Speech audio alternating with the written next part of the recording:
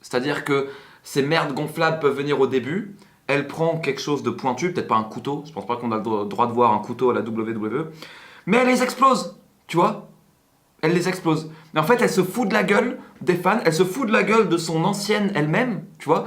Et elle continue à danser comme ça en arrivant, tu vois. Elle éclate les trucs gonflables. Si on pouvait avoir l'image d'un petit qui pleure au premier rang, parce que Bayley a pété les trucs gonflables, avoir Bayley qui danse comme ça devant le petit qui pleure au premier rang, en faisant ça, je dis bravo.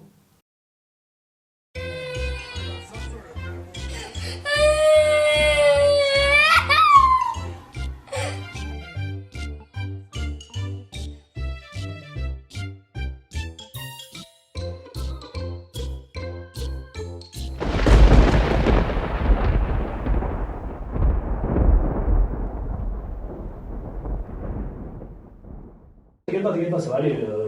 Tu m'ouvres la porte ou quoi? Mec, ça te le fait souvent ça? Mec, on vit dans une période étrange, mec. Tu sais, quand. Non, mais chou. S'il y a quelqu'un. Depuis que j'ai écrit beat sur mon front, il se passe des trucs bizarres, mec, je te le dis. Mais gros, ça fait flipper ton truc. Bon, donc. Ouais, ah, d'accord, C'est ok, une bonjour. nouvelle. Je suis désolé. C'est bon, c'est bon. On s'est cagué, on croyait que c'était un fantôme. Non mais il y a une nouvelle extraordinaire. Ouais. Ils viennent d'arrêter Xavier de Ligonnès. Ouais. C'est qui? Donc excusez-moi, mais ça c'est un... Ils viennent d'arrêter Xavier Dupont-Ligonnès. Oui, Xavier C'est Dupont, qui? je jure que c'est vrai. C'est qui? Ils viennent de l'arrêter en Écosse.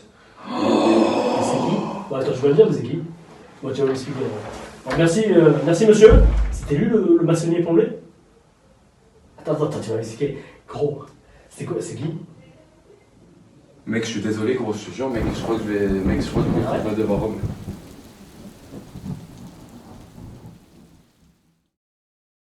Je tiens à vous annoncer que cette vidéo est sponsorisée par les policiers écossais ainsi que par les médias français. Du coup, il risque de y avoir quelques approximations. Peut-être même qu'il y aura des choses qui seront complètement fausses. Peut-être même que cette vidéo n'existe pas. Je n'en sais rien, les amis. En tout cas, bienvenue. J'ai fermé ma porte à clé. J'ai fermé ma fenêtre également parce qu'avec tous les signes qu'il y a en ce moment étranges et menaçants, il faut que je me protège. Il faut que vous vous protégiez. D'ailleurs, c'est pour ça que j'ai cette orgonite-là. Et je pense que ce truc m'a peut-être sauvé la vie hier soir. Et c'est une longue histoire, les amis, mais tant mieux parce qu'on est là pour ça. Déjà, le catch, SmackDown Live. Je sais même pas par où commencer. Peut-être par le fait que Vince McMahon est dans la Team Beast, qui regarde les vidéos, donc gros respect à toi, qui pique quelques idées apparemment, mais Vince, tu sais quoi? Prends-les. Je pense que tu en as besoin actuellement, vu celle que tu as. Et j'espère le voir. Il y a une source qui m'a dit à l'oreillette tout à l'heure que Vince McMahon devrait arriver avec un t-shirt Team Beast for Life la semaine prochaine à Raw. Ou alors peut-être avec un Go Fuck Yourself, je ne sais pas. En tout cas, bienvenue. Bienvenue Vince. On accepte tout le monde dans la Team Beast. Cain Velasquez, Monsieur Dominique, stéroïde, sponsorisé par les médias français et par les policiers écossais. Stéroïdé. Monsieur Dominique sous stéroïde, on va dire. Un mélange de muscu, un mélange de Burger King, on sait pas trop ce qui se passe, sera dans un match pour le championnat mondial de catch de la WWE contre Brock Lesnar. C'est-à-dire que dans 3 semaines, on pourra répondre à la question « Ah, tu regardes le catch, c'est qui le champion du monde actuellement ?» Tu pourras peut-être dire « Ah, c'est Cain Velasquez. » Bel esprit. Bel esprit. Peut-être que ça va vendre quelques tickets. Peut-être que Tyson Fury l'affrontera après. Tyson Fury contre Cain Velasquez pour le titre W2. Magnifique. SmackDown Live. Chad Gable s'appelle Shorty G. Voilà, juste ça. Et The Fiend, alors Bray Wyatt, a pris Seth Rollins et il l'a amené, je cite Michael Cole, « Oh, he's taking him to hell! Oh my God! The big dog! It's boss time! » Le prend comme ça, il l'amène sous le ring, le bon vieux trick de Kane. Et en parlant de ce bon vieux Kane, je pense qu'il devrait suivre le chemin, justement, Bray Wyatt, The Fiend. Je pense que c'est une bonne carrière pour lui. Il devrait suivre ses exploits, se présenter à la mairie d'une ville paumée au fin fond du Mississippi, Bray Wyatt, suivre les traces de Kane, se faire élire maire, et peut-être qu'il sera mieux booké en tant que maire qu'en tant que catcheur WWE. Peut-être qu'il sera plus épanoui. Peut-être qu'il ne devra pas dissimuler sa frustration dans le fait de liker des tweets de Brazzers qui proposent leur aide à la WWE pour leur storyline de merde. Je ne sais pas. SmackDown Live ce soir, les amis. Mais ce n'est pas tout. ce n'est pas tout. Parce que je ne sais pas si vous avez remarqué, au cours de la soirée, on a eu des moments très très gênants. Mon Dieu. T'avais des mecs dans une espèce de salle qui réagissaient au... Ah oui, parce que c'était le draft, au passage. Je pense que je ne l'ai pas mentionné, c'était le draft. Si quelqu'un en a quoi que ce soit à foutre, je ne savais même plus s'il y avait un show unique ou si Raw et SmackDown étaient réellement séparés ces dernières semaines. Je ne savais même pas. Donc il y a eu un draft, il n'y a que quelques catcheurs qui ont réellement changé de show, je crois. Mais pour quelconque raison, il fallait qu'on filme une vingtaine de mecs qui sûrement n'y connaissent rien au catch dans une salle en train de s'exciter et de se taper dans les mains dès qu'il se passait quelque chose. Mais je veux attirer votre attention sur le robot à gauche. Le robot à gauche, je l'ai observé tout le temps. Est-ce que Xavier Dupont de Ligonnès est Guy Johanneau? Je ne pense pas. Parce que ce bon vieux Guy, à 65 ans, est un putain de retraité de Renault qu'on vient emmerder quand le mec va voir sa putain de femme en Écosse tranquille et le mec on vient l'arrêter à la sortie de l'avion en lui disant « Écoute mec, on t'a retrouvé fils de pute, t'as tué toute ta famille, viens là !» Comme quand t'allais dans la salle t'entraîner chez Laja avec Marc Mercier dans les années 70, t'entrais chez Laja, t'as dit « Salut, je veux catcher », il te faisait « Allez, viens là !» Et il te mettait en collier de tête, tu vois. C'est ce qui s'est passé pour le pauvre Guy. Donc ce n'est pas Xavier Dupont de Ligonnès. Et je vais y revenir après parce que la soirée d'hier soir était un truc de fou, mais ça part un peu dans tous les sens. Je vous l'ai dit, cette vidéo est sponsorisée par les médias français et par la police écossaise. Donc si c'est de la merde, si c'est pas efficace, on comprend. Je vous ai prévenu. Et je pense que ce robot de merde qui fait semblant d'être excité à taper dans les mains de tout le monde. On a drafté les Street Profits. Non, qu'est-ce qu'ils ont drafté comme truc de merde à la fin? The Revival, je les adore, mais bon, Nikki Cross. La Lucha House Party, voilà. Ils ont drafté la Lucha House Party, donc tout le monde était content, tout le monde se tape les mains, etc. Et il y a ce putain de robot qui a pas enlevé son costume une seule fois. Alors j'offre une voix, j'offre une hypothèse pour les médias, pour la police. Peut-être que c'est Xavier Dupont de Ligonnès. Et peut-être qu'il s'est caché là, parce qu'il sait que vu la qualité des shows, personne va les regarder. Et si personne regarde les shows, eh ben personne n'a de chance de le retrouver, donc il se cache là où il y a le moins de monde possible. Et je pense qu'il sera mieux caché lors d'un show de SmackDown Live ou de Monday Night Raw que si jamais il va, je sais pas, en pleine rue. Je pense qu'il est mieux caché dans un épisode de Raw ou dans une salle de merde avec des débiles mentaux qui tapent des mains sur la moitié. Ils savent même pas ce que c'est que du putain de catch. Mon Dieu, quel cringe. Quel cringe. Aucune excitation pour cette merde. Mais bref, je suis même pas là pour vous parler de ça. Honnêtement, SmackDown Live, j'en ai strictement rien à foutre, pour vous dire la vérité. Maintenant, je passe à l'histoire. Ok? Je passe à l'histoire. Conférence de presse, hier soir, pour la nuit du catch 2. Nouvelle ceinture méditerranéenne qui a été officiellement présentée. Allez checker sur les réseaux sociaux, sur le mien et sur celui de Tom. Je publierai une photo avec la ceinture méditerranéenne sûrement demain, si je ne l'ai pas fait aujourd'hui.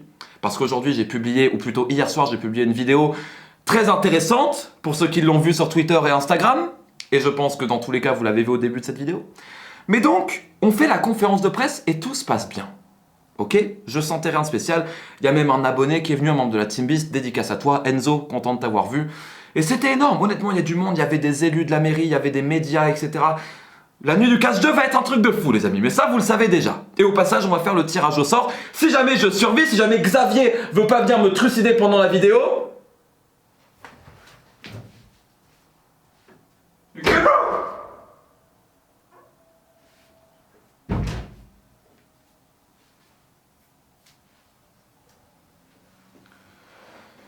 Désolé, mais vous allez comprendre pourquoi je fais ça quand je vais vous raconter tous les signes qu'il y a eu. Bref, on va faire le tirage au sort à la fin, vous allez voir qui a gagné les 2 places, mais il est encore temps pour venir à la nuit du catch 2. Bref, conférence de presse était énorme, on a répondu à quelques questions, on a présenté la carte également.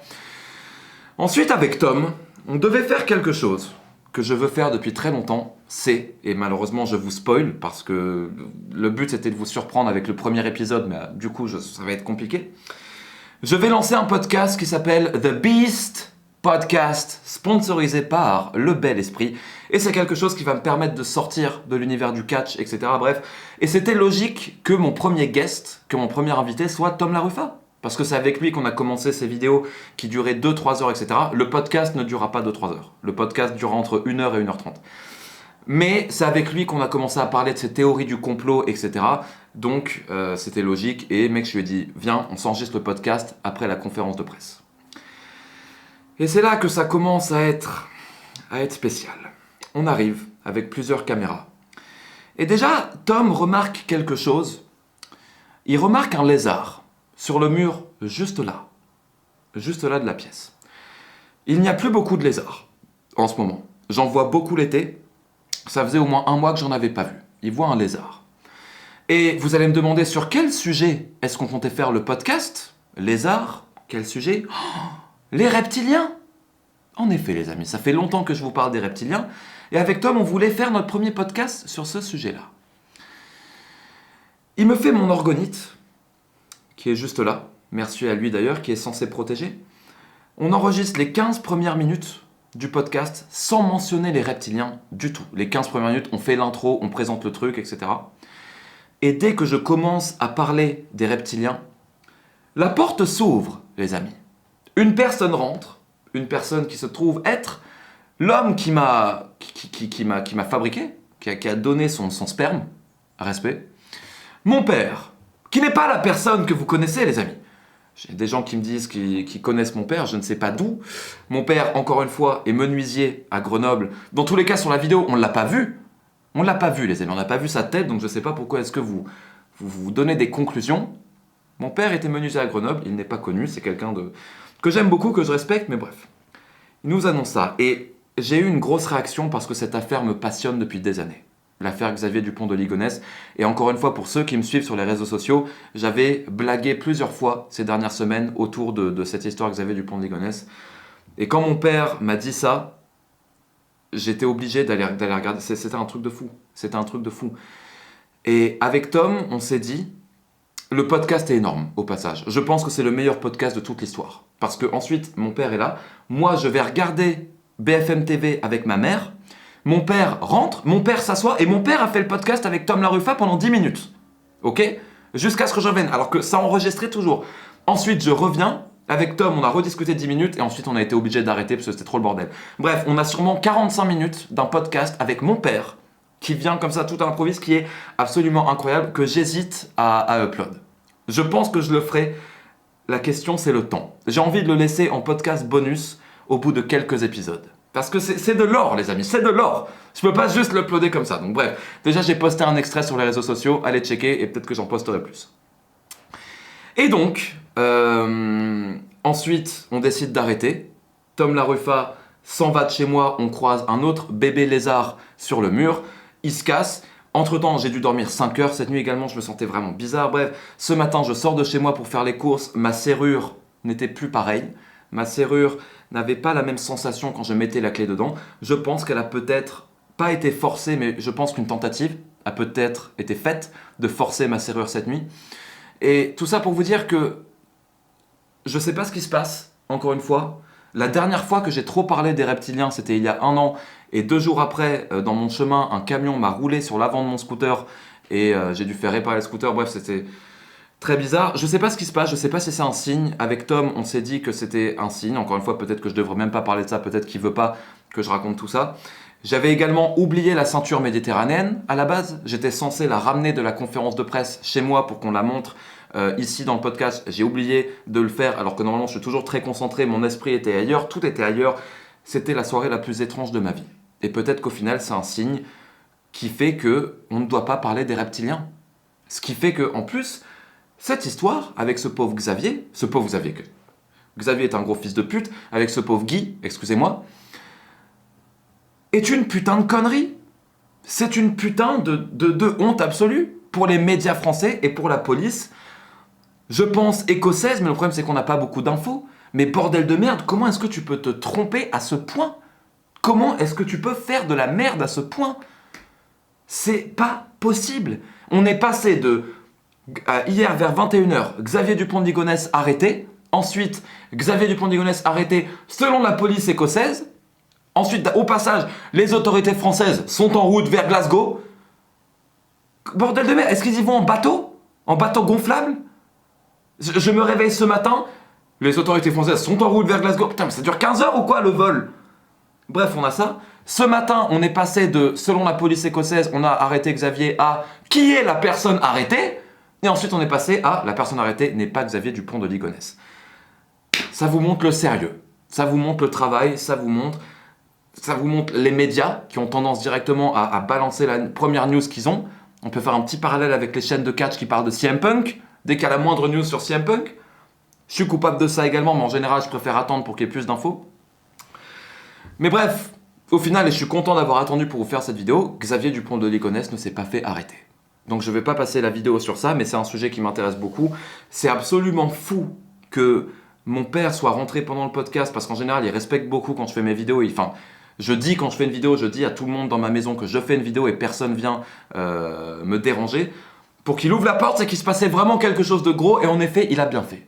Parce que c'était quelque chose de gros. Maintenant, rapidement, avant que Jean-Mi du 59 s'énerve parce que je ne parle pas de catch, je vais vous donner mon avis sur Xavier Dupont de Ligonnès. J'ai envie qu'il soit encore en vie.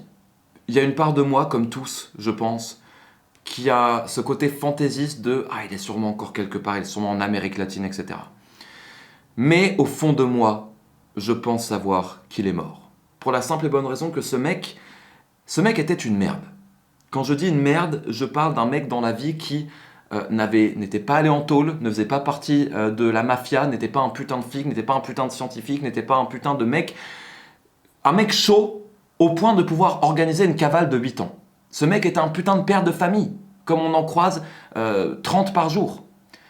Comment est-ce qu'un père de famille peut échapper à toute recherche pendant 8 ans, alors qu'au début, tout le pays était à ses putains de trousses? À moins qu'il soit aidé. Parce qu'il faut de l'argent. Pour une cavale, il faut de l'argent et il faut de l'aide. Il faut des complices. Je pense pas que ce mec avait les deux. Et il faut être un mec chaud de base. Mais encore une fois, pourquoi est-ce qu'il jamais il s'est suicidé? Et au passage, c'est juste à côté, à Roquebrune-sur-Argence, à 1 heure en voiture de Nice. Pourquoi est-ce qu'on n'a pas retrouvé son corps à ce moment-là? Donc, pour tous ceux qui me demandent mon avis, maintenant, je pense qu'il est mort. Je pense qu'il est mort. Mais le jour où on le retrouve, si jamais il est encore en vie et qu'on le retrouve, je serai là pour vous en parler. Et surtout, dites-moi ce que vous pensez de tout ça dans les commentaires, les amis. Ça a été une soirée incroyable. Bon, pour le podcast, je sais pas.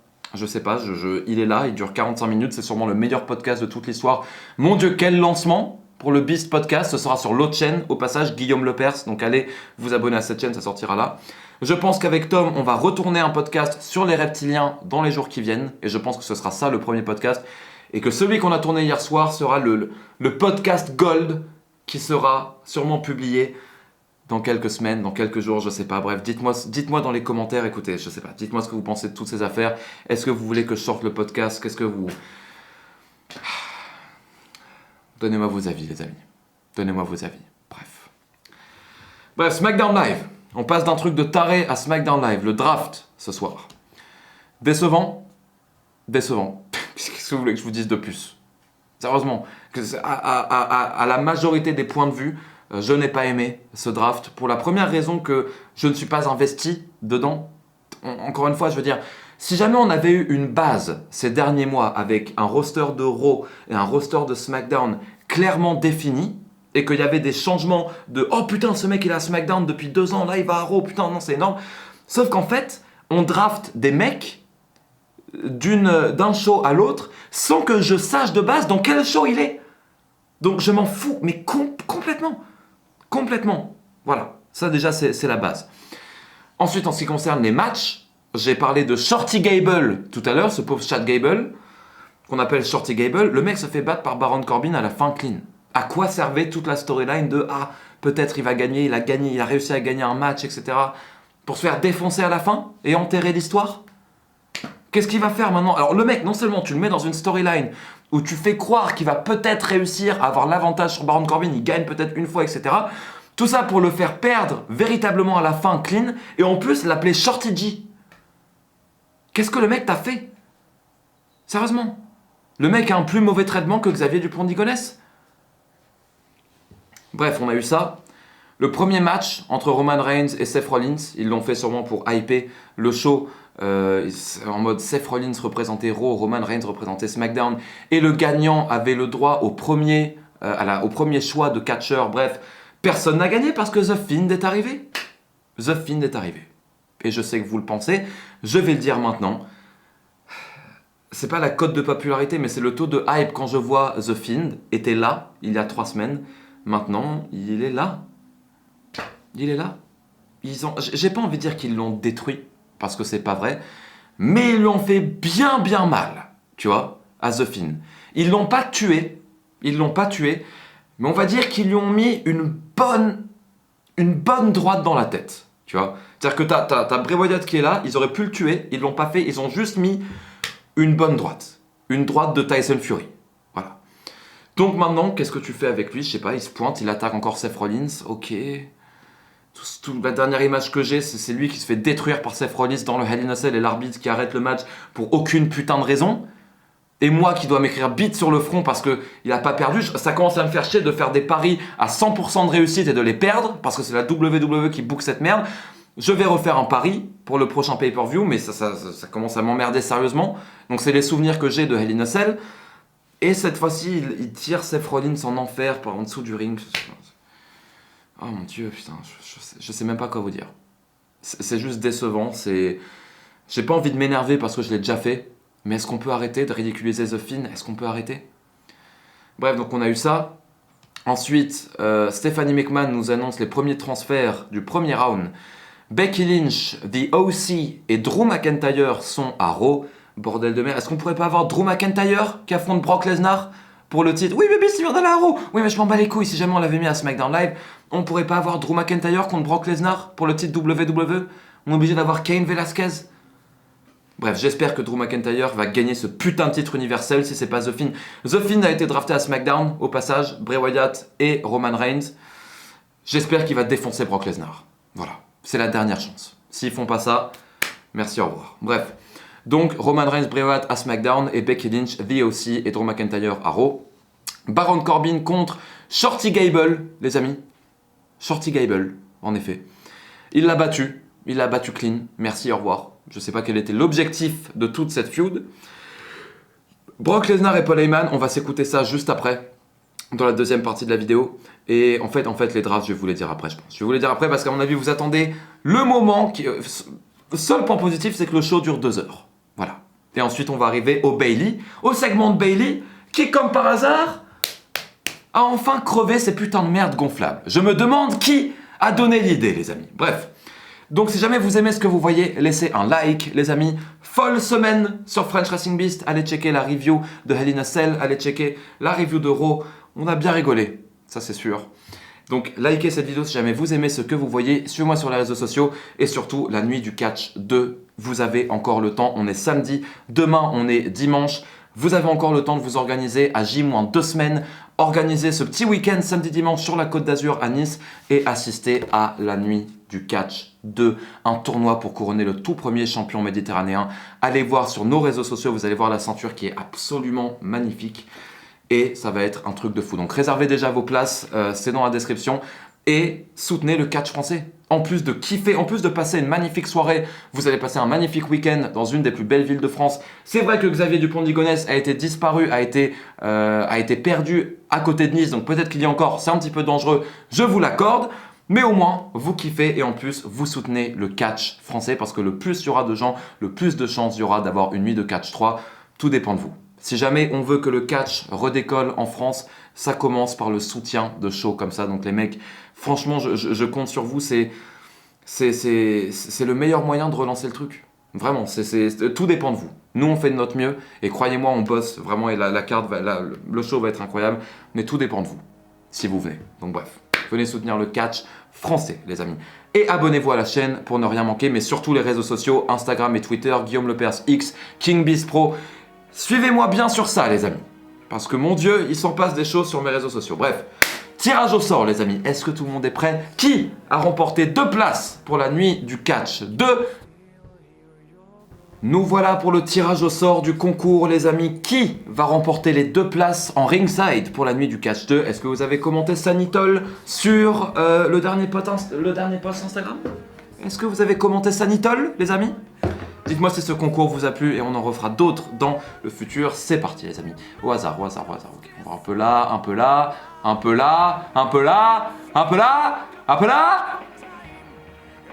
Et c'est Brice-du-bas, est-ce qu'il a bien commenté Sanitol? Oui, il a commenté Sanitol. C'est Brice-du-bas STCRD, Brice Stockard, qui remporte les 2 places pour la nuit du catch 2. Donc mec, je te follow juste là. Bravo à toi. Je vais t'envoyer un message privé pour que tu me donnes toutes les informations pour que je puisse t'envoyer les places. Merci à tous d'avoir participé. On refera des concours dans le futur. Et Brice, Bienvenue à la nuit du catch 2, mon ami.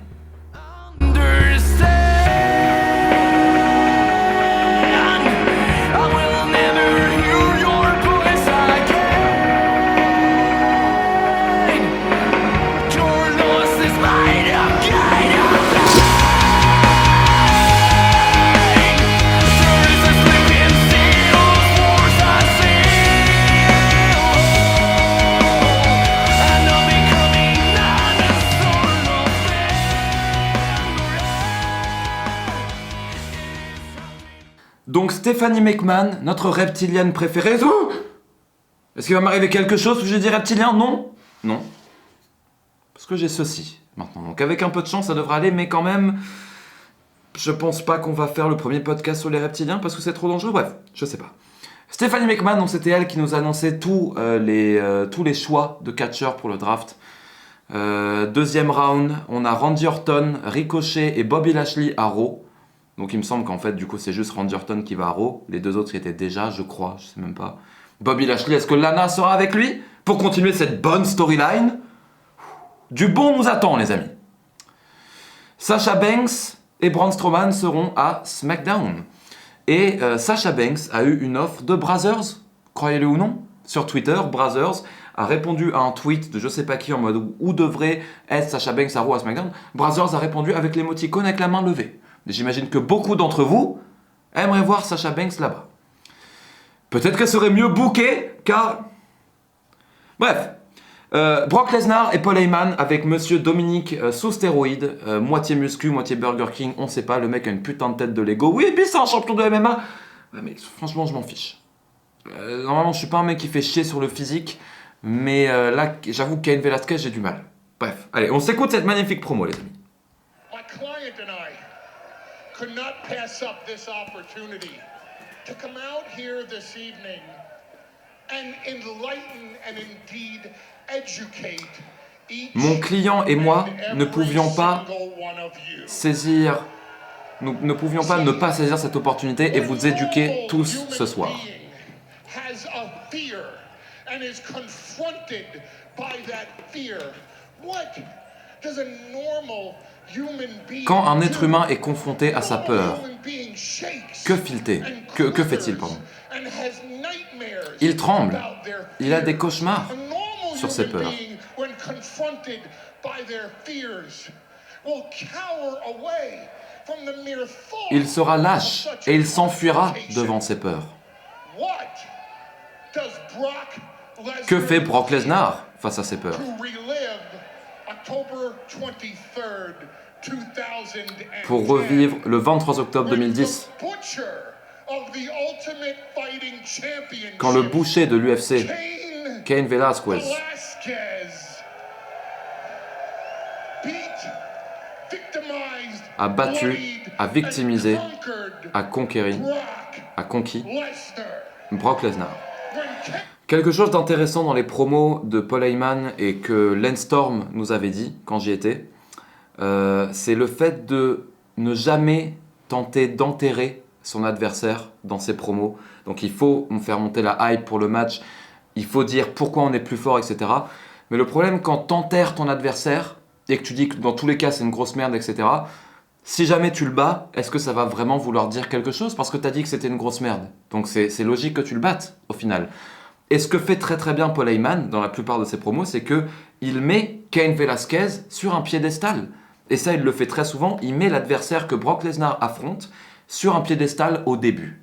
Quand il affronte Finn Balor, il va dire, écoutez, Finn Balor est un des meilleurs catcheurs au monde. AJ Styles, pareil, etc. Ensuite, il va dire que Brock Lesnar, dans tous les cas, est une bête et qu'il va le battre. Mais il va pas commencer par dire, ah oui, Cain Velasquez est une grosse merde. Parce qu'il faut toujours, il ne faut jamais enterrer son adversaire parce que tu enterres ta victoire. En enterrant ton adversaire, tu enterres ta victoire si tu gagnes. Donc c'est quelque chose d'intéressant que Lance nous a toujours dit. Velasquez took at will and by force the UFC heavyweight championship. Donc Cain Velasquez avait battu Brock Lesnar pour le titre de champion du monde UFC poids lourd en 2010. Et c'était au premier round en TKO.